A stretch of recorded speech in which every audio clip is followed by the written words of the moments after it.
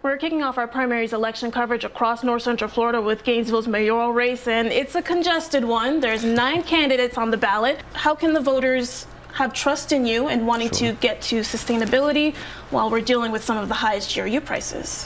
Well, right now, really Gainesville and the rest of our country stands at a crossroads. The planet has been warming every year, the hottest year on record, every year now.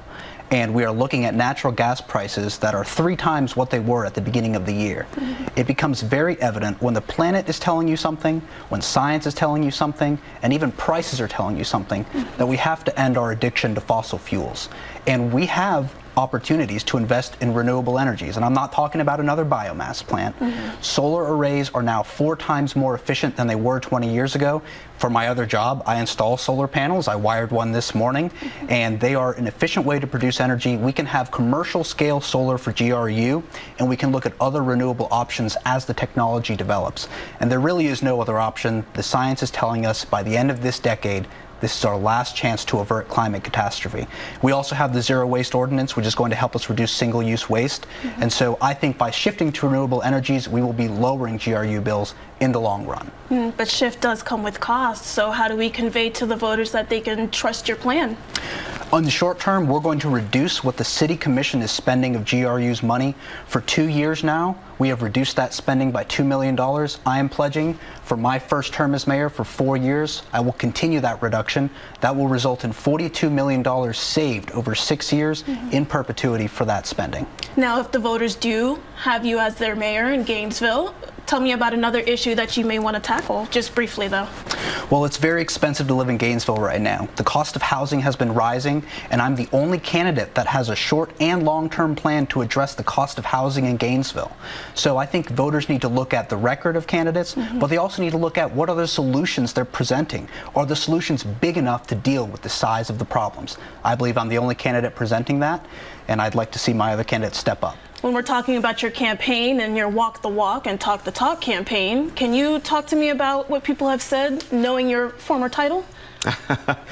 Yeah, it's been really exciting for me. I'll let the audience know that I've knocked on 12,000 doors, walked over 400 miles, went through 3 pairs of shoes, and got a lot of input, but there's an overwhelming sense that people in the middle class, the working poor, and the desperately poor aren't being taken care of by the city of Gainesville. And I have to say that the City Commission has an addiction to GRU customer money, and people know it.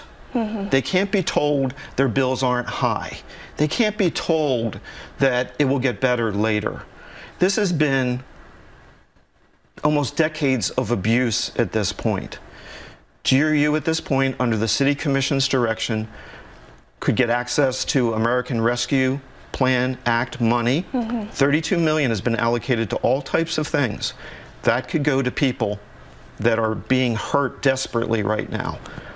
We also have at GRU an $80 million rate stabilization fund. That money could be dispersed to lessen the impact on some of these folks that, quite frankly, when I knock on the door, you mention the bills and they will tear up. They cry. The other thing is that the City Commission takes more than what GRU actually makes every year. So GRU has to borrow or transfer money out of its reserves to cover city spending.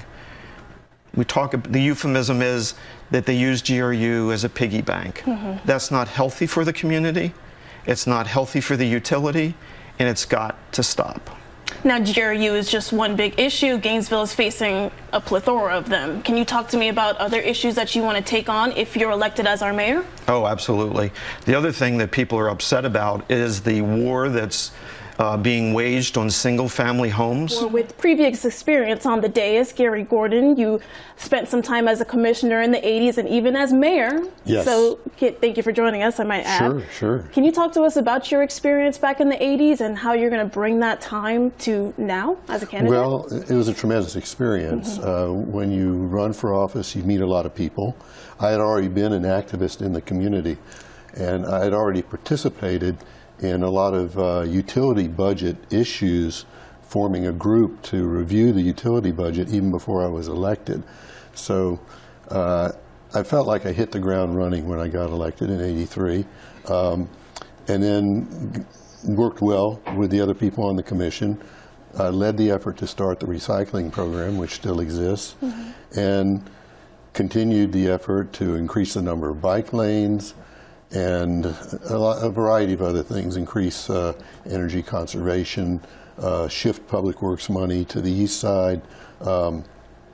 So it was rewarding in a lot of ways, and I think it benefited Gainesville in a lot of ways, and I wasn't going to do it again. That's what I was going to ask you next. Why come back? We have to ask. Well, you know, I spent some time in Southern California. I worked for 19 years as the executive director of a merchant association, dealing with City Hall, dealing with commissioners who didn't make a living out of a cash register.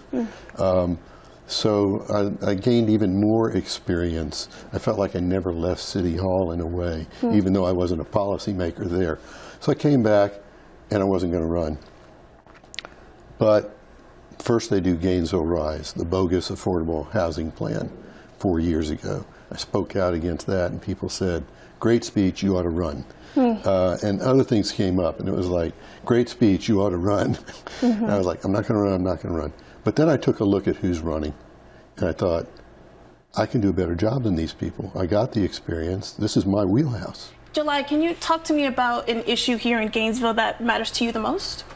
Yeah, so what I've had to watch, especially the last few years, is the way that development has been done. They've come in, and the mode of development has roughly been to find a place where there's a lot of commercial activity going on, and then to level the block and destroy all the commercial activity, and then build a high-rise apartment with commercial space that's unaffordable, right? And so you end up just building this vertical suburb, and you sort of lose the magic of why people were hanging out there in the first place. So I think there's ways to sort of address how we're going to develop our city going into the future, and I think it looks at where we came from, the cool things that do exist here, and the spaces that they exist in, and figuring out ways to perpetuate that cycle and allow that to continue to grow, you know, into a city that's unique and special the way it is. All right, now figuring out ways to accomplish things like what you just mentioned takes different kinds of people. So tell me about what you bring to the table and what different ways and solutions you may be able to offer. Yeah, so one of my biggest frustrations with, especially over the last year, but it's really been recently with the recent city commission, is the way that we have these human resources in the city, right? We have all these people who are highly educated, specialists in their fields, and they'll come into these meetings and say, hey, I've studied this thing for 30 years, and I know how this specific thing that you're debating works. And rather than the city commission engaging with that person, figuring out a way to plug them into the system and using their power and their strength to improve our communities, instead it turns into this sort of like mode of re-education. Oh, this person just doesn't know what they're talking about, we need to re-educate them. I know a lot, which tells me that I do not know everything. I'm very grateful to be surrounded by a ton of people who know a lot of things. And the real challenge is figuring out how to plug in the experts in the right places and motivating people to work on projects within the community. And then you start building something that's even bigger than just a government or just a community or something like that. So July, you say that you're a person that doesn't know anything, but who are you? Well, I've taken a few mathematics and physics courses. I've taught economics and physics, and have also worked in an ed tech startup and done some business development there. But primarily, I'm a writer. I'm not a politician. Before I got into this, I thought, you know, I generally hated politicians. Now that I've gotten to meet some of them and learn their backstories and things like that, now I hate politicians. Now, what we know about you, you are a seasoned commissioner. You've been on the dais since 2017. You're a Gainesville native. Some things you focused on: RTS, roadway safety, nature conservation, affordable housing. Yes. And we have to talk about single-family zoning. Now, a couple of candidates have said you once believed to eliminate single-family zoning, and you voted otherwise. Can you talk to me about that? So they have to have something to talk about, I guess. While they've been busy arguing about who's more progressive or who's a greater advocate for neighborhoods, I've actually been out there listening to neighbors and doing the work to make our neighborhoods stronger. Over my time on the commission, I've worked very hard to work with our neighbors and to work with city staff to implement programs that do make our neighborhoods stronger. And for the record, just in case anybody's interested in that, I actually voted against the proposal to change single-family zoning. And my opponents know that, but again, they have to have something to talk about. I've been vocally opposed to it. I don't think it's a wise decision for our community right now, and I think that it's really pretty simple. I voted against it. So. Right. Now, we have 8 candidates in this race. It's a big hump to overcome, 50% of the vote plus 1. And now one of your challengers, we have to talk about Ed Bolarski, him being a former city staff. How do you feel about the election coming up and reaching that 50% plus 1 hump? So the math makes it really hard for anybody to get 50% plus 1. Yeah. I'm prepared to be in this for the long haul. I'm also hoping for a win. I'd be happy to walk away from Tuesday night and be able to move forward and prep for actually being mayor.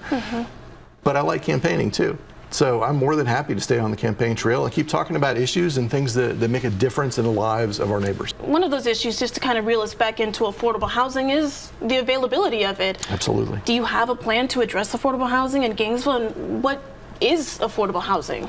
So affordable housing has lots and lots of meanings. We could go on for a couple hours about the technical details of what is and what is not affordable. We only about 3 weeks ago made a decision as a commission to appropriate $8 million for affordable housing. We'll have more information on our website, wcjb.com.